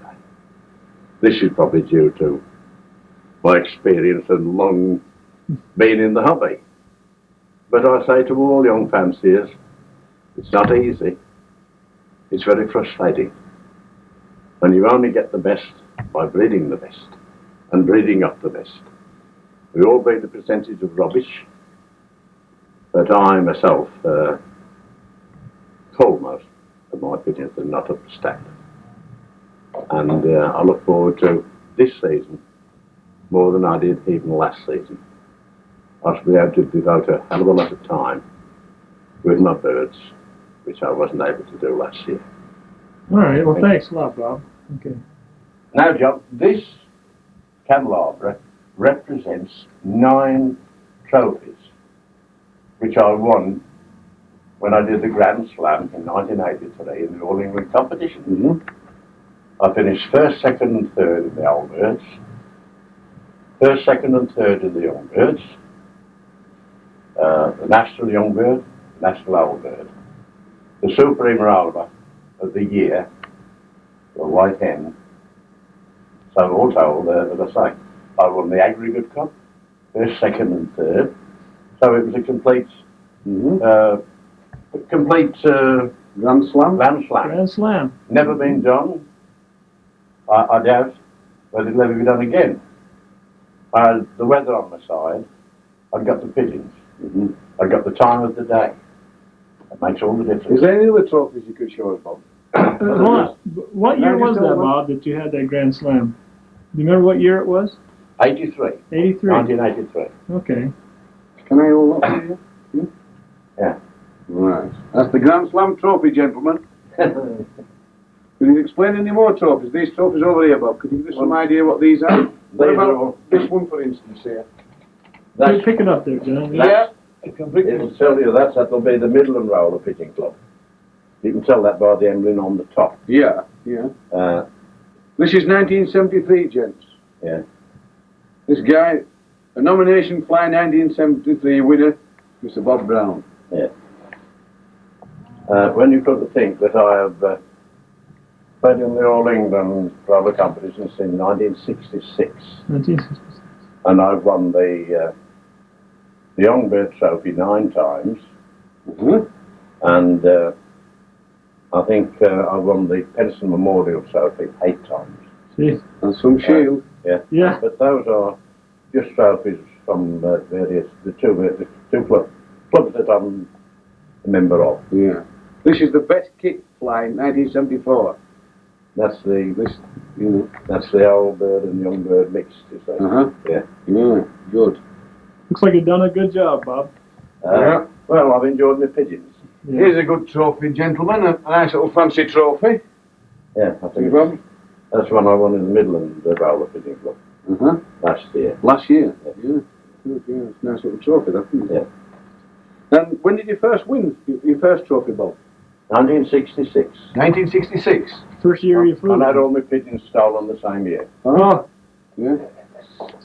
They broke into my loft and Guess who had his stolen on Friday night? who? John Pigeons. Never. Honestly. Good God. We went out in the morning to try to film them, and they were gone. It's so frustrating to find it happening.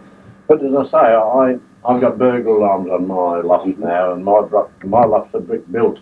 And they're not wooden construction. You say they used to vest the side out, the loft with the top off.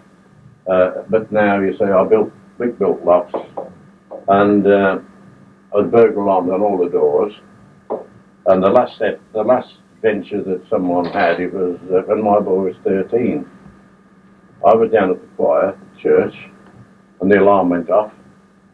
And he went upstairs, got me gun, put it in and fired at them.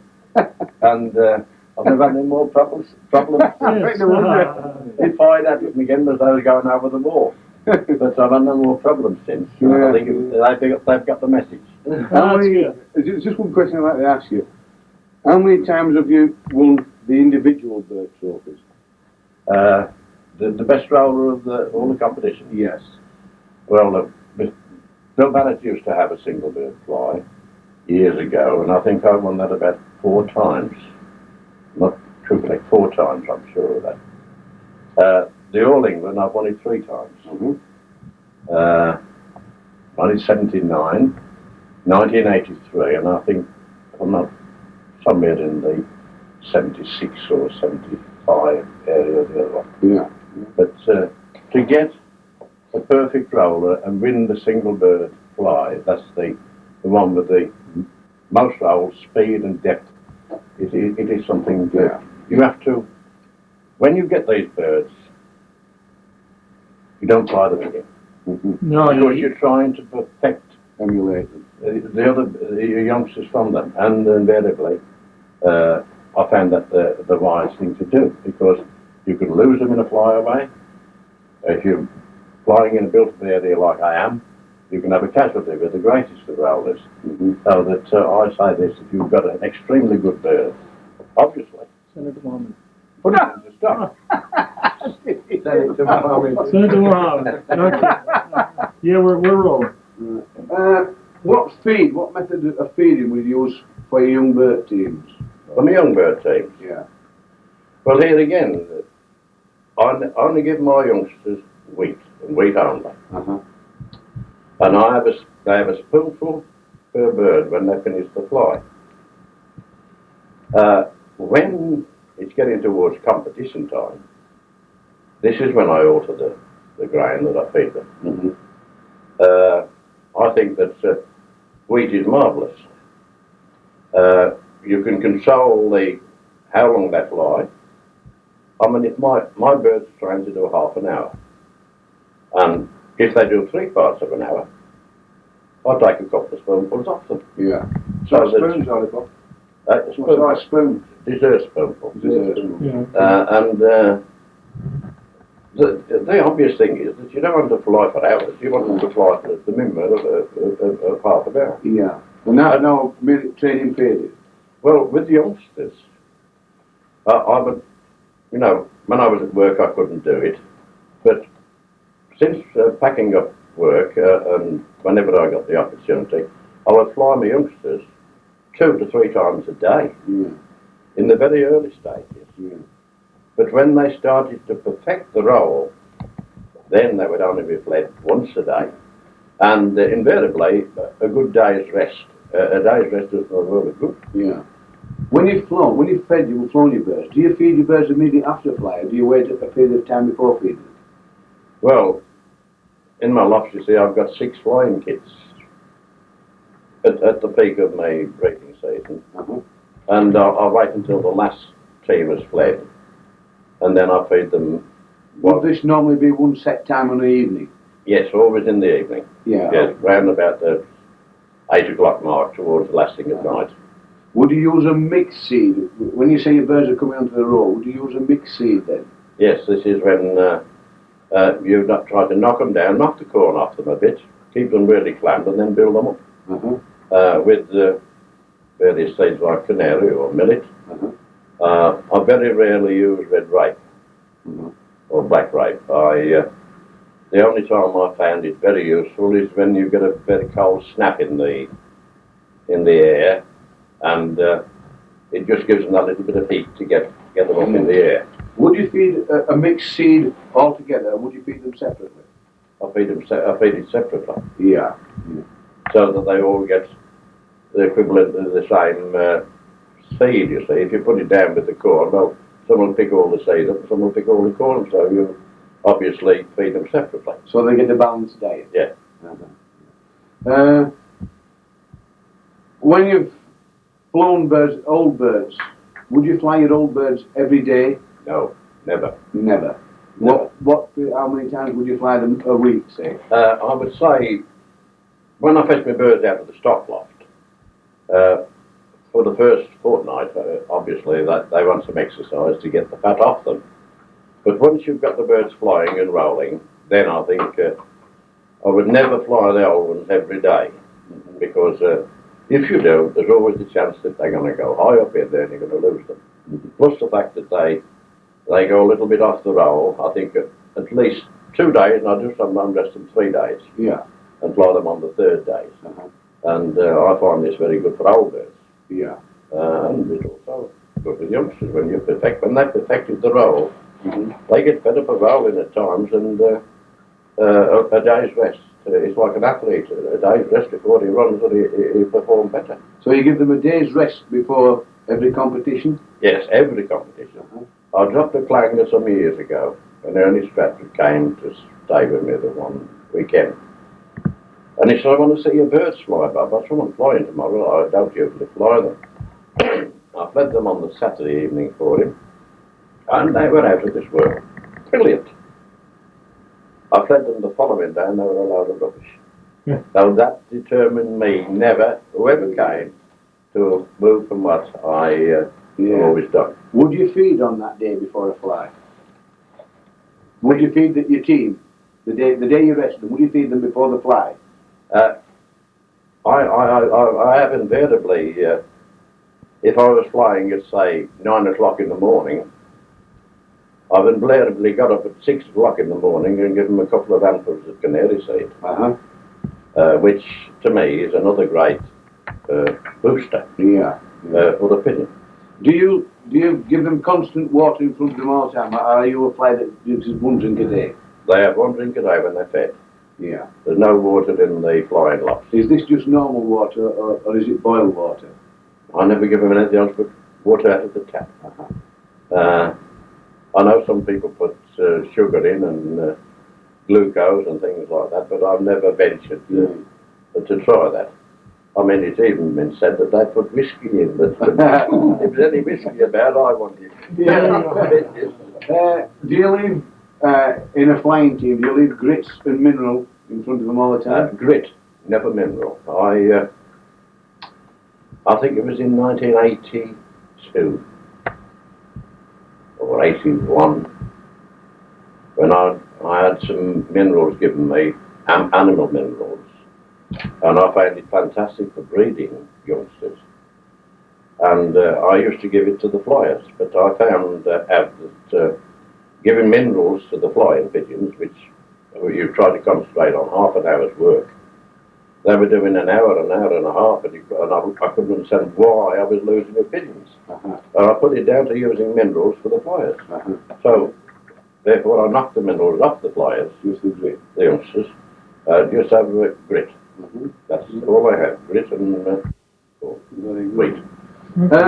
Any youngster in a young bird team, in a flying young bird team, any youngster that develops a flying fault, would you cull a bird that flies away from the team and above them? Would you allow this bird to continue flying? I'd never condemn the bird, no. The only time I would condemn a bird if it's rolling sloppy or rolling loose on its side. If it comes persistently, it keeps landing before the given time, then I would kill it. But I think you must give them a good chance before you decide to kill them. What do you look for in the young birds to consider a pigeon good enough as a roller? What do you look for first of all? Well, I would say the speed in which it rolls, the depth it rolls, and the control is the most important thing. The control you mean by the stop? The dead stop, when they put the brakes on. There's no pigeon ever makes my stock loft that rolls down coming into land. I can forgive a bird rolling when he comes out of the stock loft in excitement. But I can't forgive a bird when he's coming into land that bounces off the top of the loft. Mind you, I've got an advantage over one or two other, well, a lot of people, because I land mine on aerial poles, which are 30 foot above my loft. And if they do roll above the loft, they've got such a distance to save themselves before they crash. The aerials I put up were due to the house they built the back of my loft. And when they built this house at the back of my loft, I thought, well, my pigeons would be landing on that roof, so I decided to put these aerials up. And if a pigeon lands on that house, I kill it. So that they all land on the poles, which is a safer method than landing your bird on the top of a loft. Because, as I said to Bill Barrett the other week, he flies a big team of rollers. I said, if 2 or 3 of the silly ones start to roll and start the others going, bang onto the top of the shed they go. And with the poles, you see, when the pigeon is coming into land, he's landing with his feet sticking out, ready to land on the bars. And that is not a rolling position. I mean, when the pigeon rolls, he's got his legs at the back of him. So that when he's coming to land on the poles, he's not in a rolling position, so he lands onto the poles. And I think it's a big advantage to have these aerial poles. How do you train them to roll or land on it? I find it a big advantage. Now, Mohammed just said it. Do you find it any difficulty training young birds to land on the top of the poles at first? Well, of course, here again, this is what happens, you see, when I breed my youngsters. They first come out of the loft. I wean them very early, and then they come out of the loft and they go fly from the roof down to the floor and then back again onto the roof. Then what I do then, they can fly that far. I get them in my loft in the kit boxes. The old ones drop on the pole, and I throw every one up individually onto the pole. Uh-huh. Mm. And having two poles, they fly from one pole to the other, and they break themselves in more or less, Yeah. because they're only used to landing on those poles, and eventually, like, you lose about the loft and they go straight onto the poles. Yeah. And they strike off and come back to the poles, strike off and come back to the poles. So this is a great thing for breaking the pigeons in. If you knocked them straight off the loft and they go around the back of the house, you would lose them, or lose a percentage of them. So that I find it's a great thing for breaking your pigeons in. And you see, I do this with every youngster I breed. It's thrown up there. It's never found its own way up there. I throw them up at an early age, around about 7 weeks to 8 weeks. I mean, they're flying at 8 weeks, my pigeons are. Yeah. I think if you leave them till 10 and 12 weeks, then they don't kit. Yeah. They go all over the sky instead of bunching together. But Would you consider a youngster that's rolling and gets blood in his eyes, would you consider that for stock, or would you cull it? well, I can honestly say I've only seen one pigeon in my life that rolled blood in his eyes, and that was when I went to see Ken Payne, who was a very old fancier who died years ago. Yeah. And he had a checker badge that rolled, and when he came down, his eyes were full of blood. And he said it's a fault in the pigeon. I can't say that I've ever had a pigeon that rolls and has blood in its eyes. Would you say that would be ultimate velocity, pigeon doing that? Well, to me, I think it's a fault in the pigeon, and whether it can roll or not, if it's going to keep on breeding them, he'll just knock it off. Yeah. Would you consider that, though, the fastest, the ultimate velocity, the fastest it could ever roll, that causes that? Well, as I say, I've never come across it, so I don't know. No. I've never had my pigeons, and I reckon I breed terrific speed rollers. But when they come down, obviously, the ones that have been working the heart out, they're a little bit docile and they stop on the pole. Bob, would you consider the hole in a roller important or unimportant in the birds in the roll? Well, years ago, it was very prominent, the hole in the hole when they rolled. But as we've advanced, the faster the pigeon rolls, the tighter it rolls, the less you see the hole. I have pigeons that can roll like lightning, and you don't see the hole in the middle of them. Yeah. To me, years ago, they used to say, "Oh, look at the hole," but they were rolling looser then than they are today. Yeah. I mean, the speed in which my pigeons roll, I very rarely see the hole in them. Okay, that's good. Right, thank you, Bob. Thank you very much. Well, that is an old stock loft. At one period of time, I used to have probably 40 pair down. I used to supply South Africa with them, and all over the world, but I'm content now with just the few lofts I've got there. Okay. Which are 2 breeding lofts and 6 flying lofts. Can we have a look inside your lofts, Bob? Can we just have a look at the breeding boxes? Yeah. Okay. Okay. Are all your stock cocks, Bill? These are all my cocks. Yeah.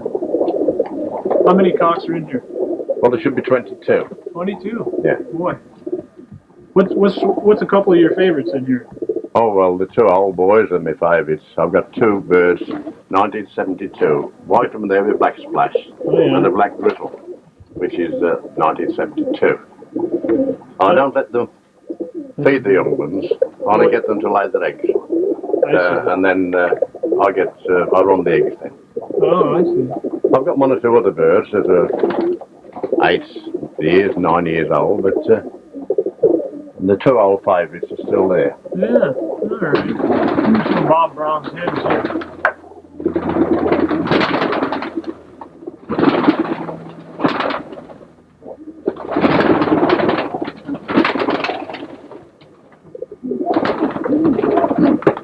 How many hens you got here, Bob, roughly? There should be about 24.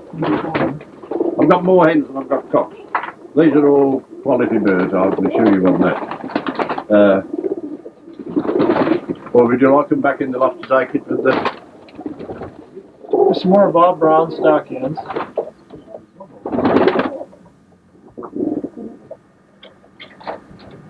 How many individual families do you have, Bob? Only 3. Just 3?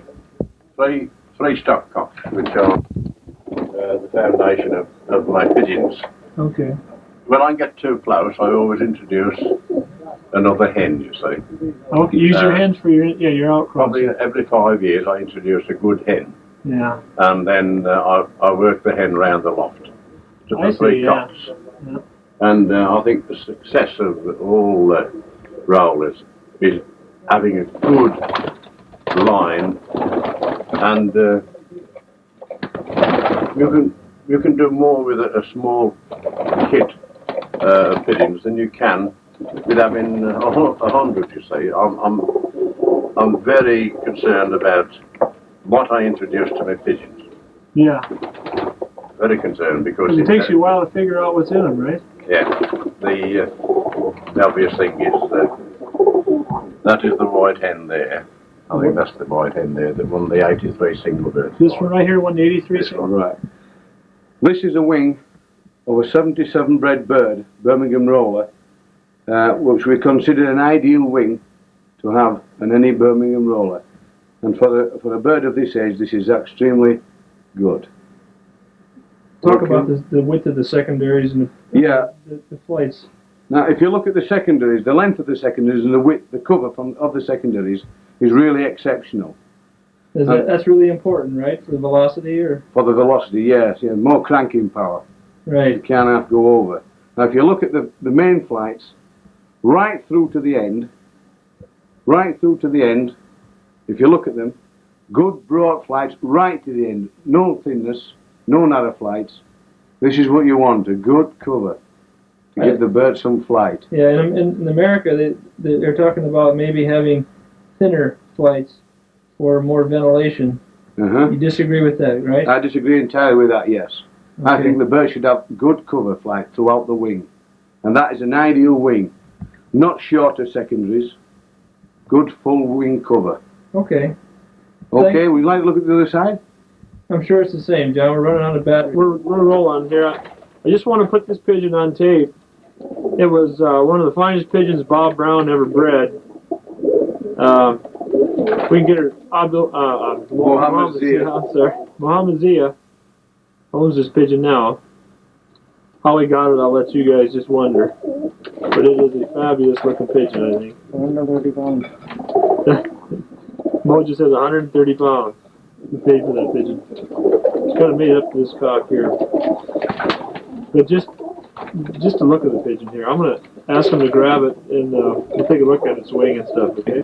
John, why don't you give a little insight maybe on how you heard about this pigeon?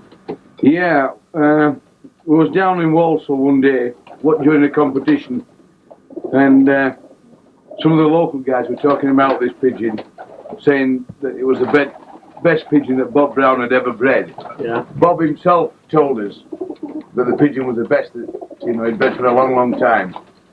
And Mohammed decided that he'd have a go at it. Yeah. So he scored. He bid a couple of times, and went up and up and up until Bob finally gave way and let him take the bird. Yeah. And believe you me, that is a sweet pigeon. Yeah.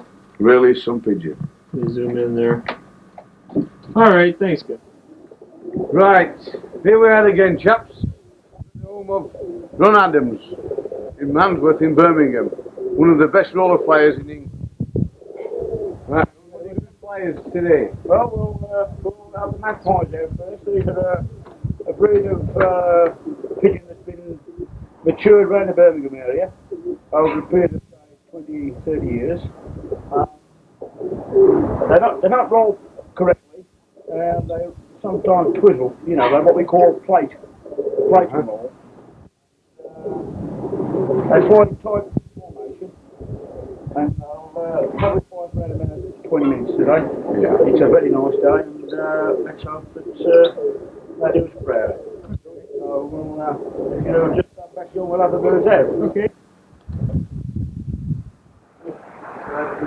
This on again, This same line of runners. Yeah, he's making it down there. We didn't get any. Sorry, I fly that way. Yeah. The wind, unfortunately, is that way today. Yeah. So, filming a little bit difficult. Yeah. We'll shut it.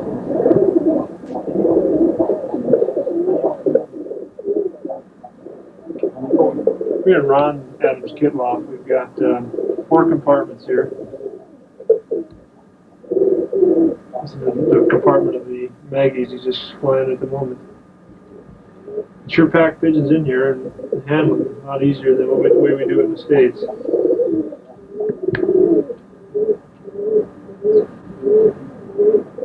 John Huntington says these pigeons are roll fit, not flying fit. John, would you care to comment on that? Yes, Rick, I will. As you can see, there's birds in the middle team here. If you see where they're sat, these birds aren't starving, they're hungry, they're fit. They're sat bunched up, they're air-worn with rolling. This is what I'm saying about pigeons that are roll fit, not just flying fit. There's a vast difference. It takes, a few weeks to get them into this speed of roll, the fitness that you need to get the right, correct roll out. Now, a flying fit bird would be all tight feathered and screwing around, chasing other pigeons and stuff. Yep, that's it. That's exactly it, Rick. Tight feathered, sat there looking good. Yeah. With a pigeon that is roll fit is sat like they are. Alrighty. Thanks, John. I just wanted to point that out to you. These pigeons do look roll fit.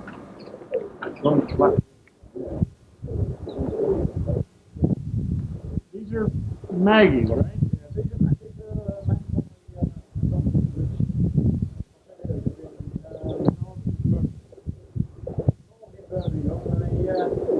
Unfortunately, over the years, they've been crossed out with different breeds of pigeons. Yeah.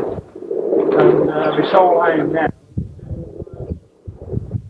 try and retrieve and build up a stock. That you kind of by the youngsters, Yeah. A mixed lot of pigeons. Some are early bred youngsters, some are late bred youngsters. Unfortunately, late bred youngsters are not turning out properly. They're active at the moment, but they're not rolling as correctly as they should be because youngsters are not mature enough yet. Yeah. But I think around about the spring, which is about 2 months' time, the weather's nice getting a little bit better. We'll find that we're going to have some good birds in them. And I'm looking to see them perform, Yeah. Alright. So, we'll listen out and we'll just hope for the best. Okay. That's all I can say. This is a bit went off, I had a Polly Harris. Yeah. And I bought a red rose-winged spangle, what we call a red rose-winged spangle, which is red flighted spangle and red-tailed, And the mother is like a lot more white. She's like a proper spangle pigeon.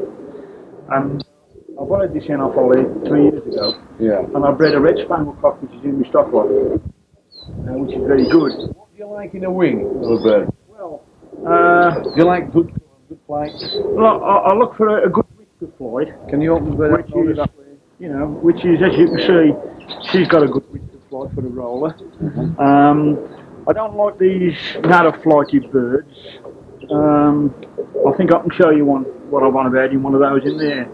The narrow flighted birds, I found in my experience, they tend to be loose spinning rollers.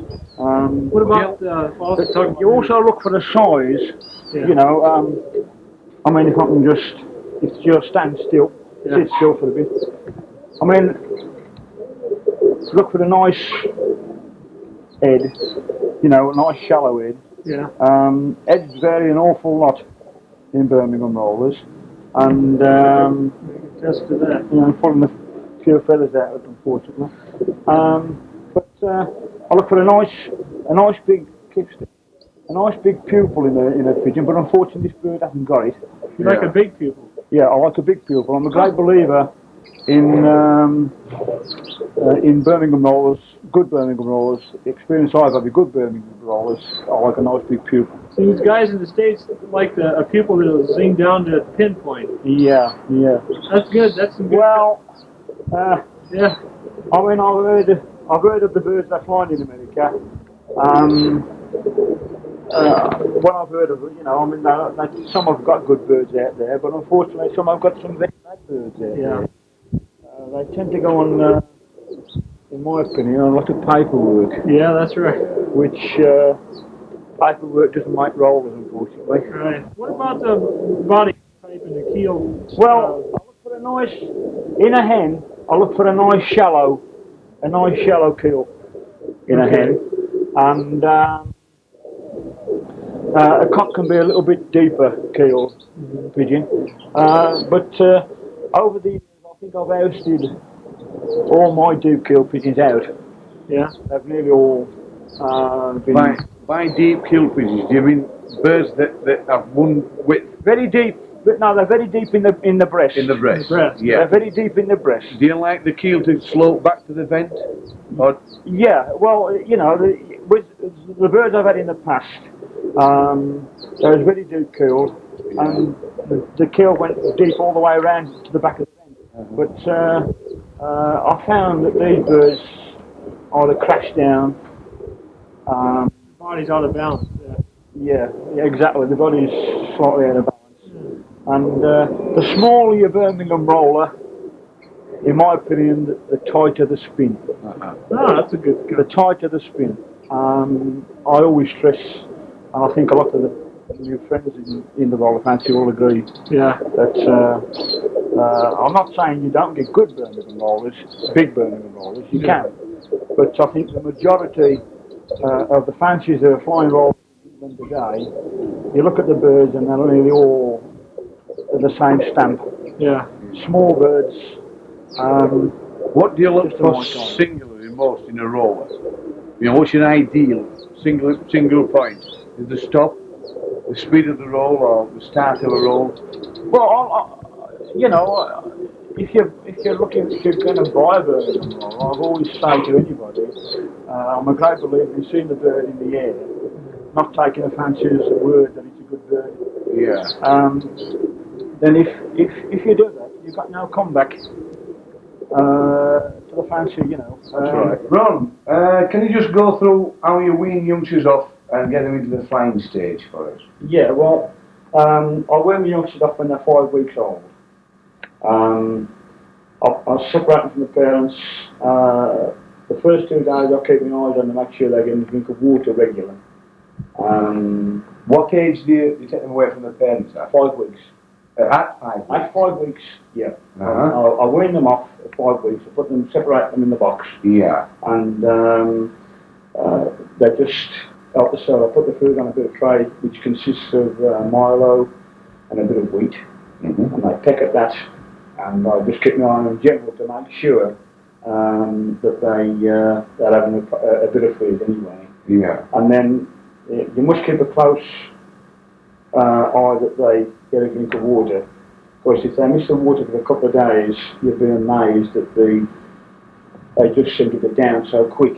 Yeah. And it takes a long time for the birds to pick up again, you see. So what I do personally myself, I put the little drinking fountain actually inside the box, not on the outside like I do with the flying birds. I put the drinking drinker actually inside, and then you'll find that they're generally very inquisitive, and once they've pecked it and they found this water, and then they go straight away in, and of course you're okay. Once they found water, you've got no problems after. Would you use grit? Do you put grit on in front of them all the time, or do you put No, I don't use grit for youngsters until they're about 12 weeks old. Yeah. I've never had no problems. I find that if you I have tried giving them a bit earlier on, and they just, unfortunately, don't know what it is. Yeah. They just pick it. They don't eat it. They just drop it. They pick it up a bit and they just drop it on the floor after. So it's a waste. I find Maybe it a waste. check types of feed and stuff too. Well, I generally, like I said earlier, I generally feed them on Milo, which is what you call red dairy, and English wheat, and I like the red wheat if I can get it, which unfortunately you have a job to get in this country. It's pretty common for us though in the States, yeah. Yeah, well, Yeah. I wish we could get a lot of it over here. I think it's a good wheat. Yeah. How long would you say is the ideal flying time for a team of youngsters? Well, I like my youngsters to fly half an hour. Half an hour. If you fly more than half an hour, I think they tend to inherit a lot of bad habits. By that, I think they tend to get into what we call like a backswing. Yeah. Which is like a backflip, and they swing round, and they do that pretty regular. Yeah. And I think that's a bad habit for a team of youngsters to get into. That's one of the reasons I don't fly my young birds in wind. I find that the wind also causes the birds to flip back a lot. And that to me, it's a ridiculous situation for the birds to be in. How many times a day would you fly a young bird to? When they're first flying, twice a day. I fly my birds whenever I can, being shift work, that's to work around my shift work.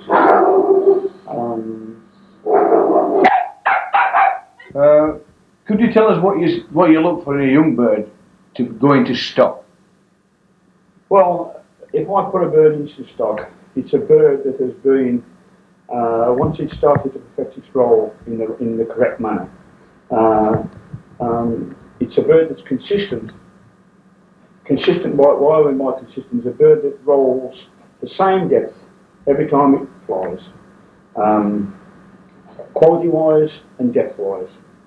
That's the only thing you can do. If you're looking for a quality roller, you want an active bird that's very active in the kit, and it's just a general good performing pigeon all round. What would you say is the most important bird in a team? Well, your most important bird is your kit master, what we call a kit master. If you speak to Bob Brown, Bob's a great believer in having a kit master. He's a bird that goes to the front of the pigeons and starts your pigeons off. A lead pigeon. Lead pigeon. If you watch your kit of pigeons all the time that they're flying, you'll find that the certain pigeons will roll, and they always roll from the front of the pigeons. They never roll from the back. Those are the pigeons that you've got to keep your eye on. They're very important in your kit of birds. Yeah. It ain't a very easy thing to do these days. There's lots of frustration involved with these birds. Yeah. But yeah, if you watch, like I said, if you watch your birds regular, you'll see your pigeons. They'll roll, they'll collect themselves, go back to your kit, go through the kit, get to the front, and then again the right position. I'll go again. Yeah. And if you can get 20 like that, you've got a fantastic kit of pigeons. What do you think about this, the hole in the roll? What is your opinion of it? Well, various fanciers have got different ideas. We've got a pigeon emblem on our club card which shows the way a pigeon starts to roll, the way the pigeon is in the roll, and the way it's supposed to finish. It's supposed to start correctly, following its tail over, and into a deep spin, and when he finishes the roll is supposed to be facing the kit, so he goes straight back into the kit of pigeons. I personally, if my birds, I don't look for the hole in the middle of my birds. I can tell when my pigeons roll without looking for the hole. So it's not necessary?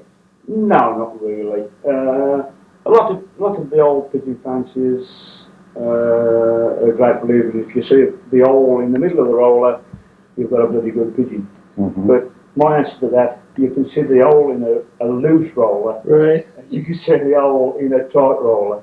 So it's solely left to the individual pigeon fancier.